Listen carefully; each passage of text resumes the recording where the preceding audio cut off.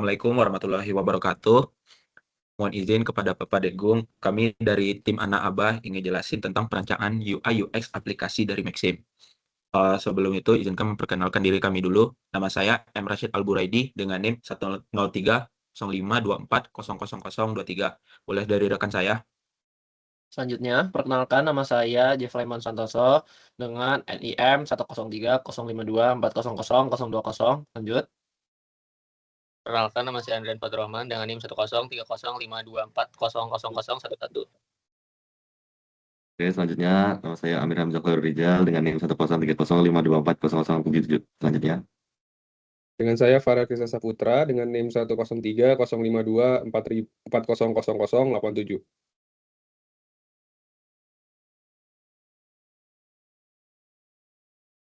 Udah ngentot.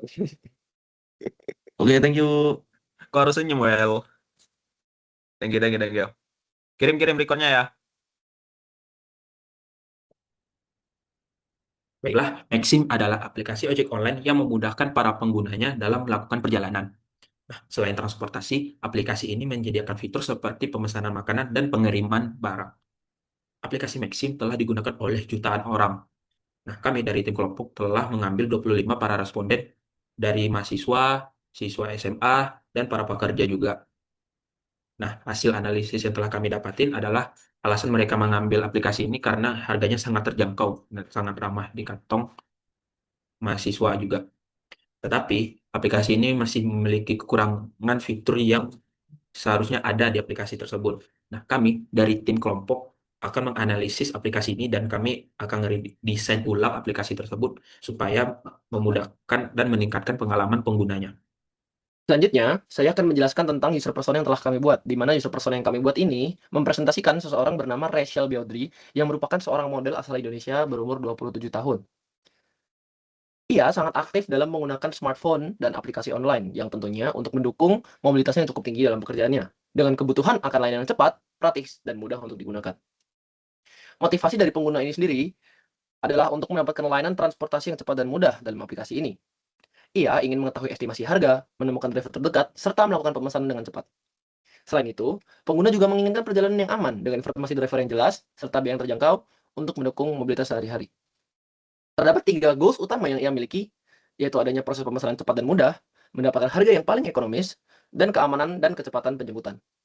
Namun, terdapat beberapa juga hal-hal yang menjadi hambatan atau masalah bagi dia, di mana yang pertama adalah terkadang adanya ketidakakuratan lokasi GPS, kemudian waktu pencarian driver yang cukup lama, tampilan aplikasi yang sulit dipahami, dan beberapa fitur yang masih sulit untuk ditemukan. Selanjutnya adalah personality yang dia miliki.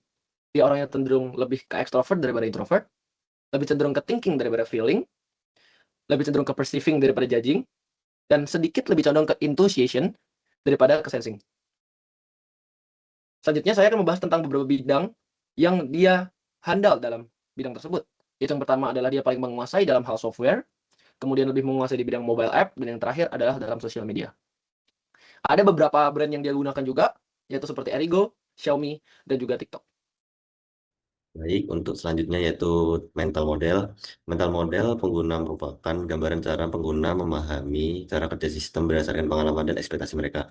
Pada Maxim, pengguna umumnya memiliki pola pikir yang sederhana dan berorientasi pada tujuan, yaitu ingin mendapatkan layanan transportasi dengan cepat, mudah, dan efisien. Mereka mengharapkan tampilan yang sederhana, informasi yang jelas, serta proses yang tidak berbelit. Namun, dalam penggunaannya masih ditemukan beberapa kendala, seperti tampilan yang membingungkan, GPS yang kurang akurat, harga yang tidak stabil, hingga waktu tunggu driver yang tidak pasti. Oleh karena itu, sistem perlu dirancang agar lebih responsif dan sesuai dengan kebutuhan pengguna, seperti menyederhanakan alur pemesanan, meningkatkan kejelasan informasi, serta memberikan feedback yang konsisten agar pengalaman pengguna menjadi lebih optimal.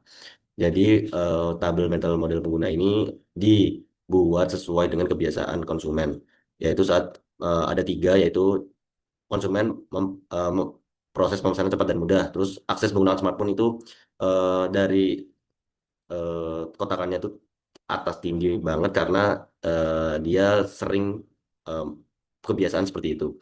Jadi dia menentukan lokasi penjemputan dan eh, kesananya menggunakan lokasi favorit itu dia kebiasaan konsumen dalam menggunakan aplikasi Maxim. Terus untuk selanjutnya juga sama seperti tadi, dia sesering apa kebiasaan konsumen pada pengguna aplikasi Maxim. Seperti itu. Nah, selanjutnya itu ada HTA atau Hierarchical Task Analysis. Nah, pada gambar tersebut yang ada di sini, ini tuh adalah proses lengkap pengguna dalam melakukan pemesanan transportasi secara struktur dari langkah utama hingga ke sub langkah yang lebih detail. Nah, pada goal 0 atau pada bagian paling atas itu terdapat tujuan utama yaitu melakukan pemesanan transportasi. Nah, tujuan ini kemudian dipecah-pecah lagi menjadi 4, 1, 2, 3, 4, agar prosesnya lebih sistematis dan mudah dipahami.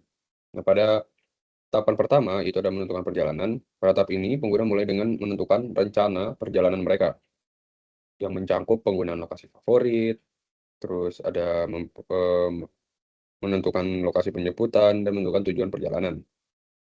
Nah, untuk tahap kedua itu ada memilih jenis layanan. Setelah perjalanan ditentukan, pengguna memilih layanan yang sesuai dengan kebutuhan mereka. Pilihannya bisa berupa ojek mobil, ojek motor, layanan delivery, hingga layanan pengantaran makanan. Nah, selanjutnya ada di tahap ketiga, itu ada memeriksa estimasi harga. Nah, pada saat ini, pengguna dapat melihat perkiraan biaya yang harus dibayar sebelum melakukan pemesanan. Selain itu, pengguna juga dapat mengecek promo atau voucher yang tersedia serta memantau kemungkinan biaya tambahan. Nah, pada tahap keempat, itu adalah melakukan pemesanan.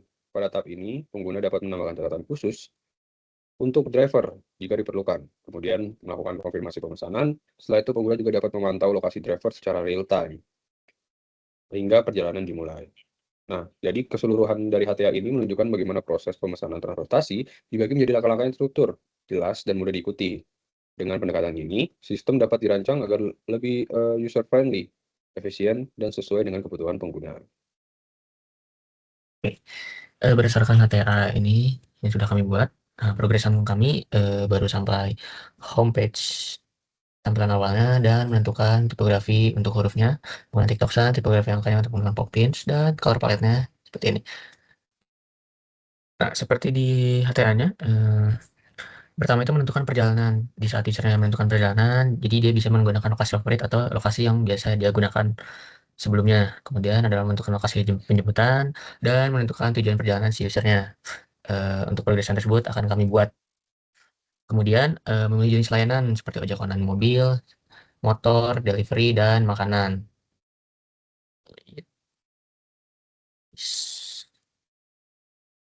Ini. Kemudian ada nah pada saat user melakukan misal memilih jenis layanan keempat tersebut, jadi si user tuh bisa memeriksa estimasi harga, mengecek promo atau voucher, dan memantau biaya tambahan. Dan kemudian pada saat user melakukan pemesanan, si user ini bisa menambahkan catatan untuk drivernya, gimana memantau lokasi driver dan melakukan pembayaran seperti itu. Untuk homepage yang tadi sebelumnya itu seperti ini. Progresan kami baru sampai sini. Ada search, kemudian kategori menu, promotion banner, ini belum ada kalimatnya, hanya baru saja bannernya.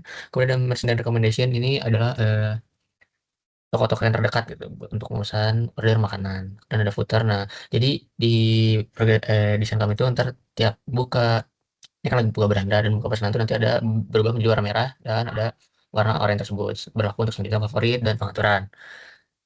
Nah, untuk tulisannya bisa dilihat seperti ini. Nah, jadi kita itu masukin nomor telepon terlebih dahulu, kemudian masukkan kode OTP dan memilih fitur yang ada di mobil yang mana, seperti itu. Sekian, terima kasih. Wassalamualaikum warahmatullahi wabarakatuh.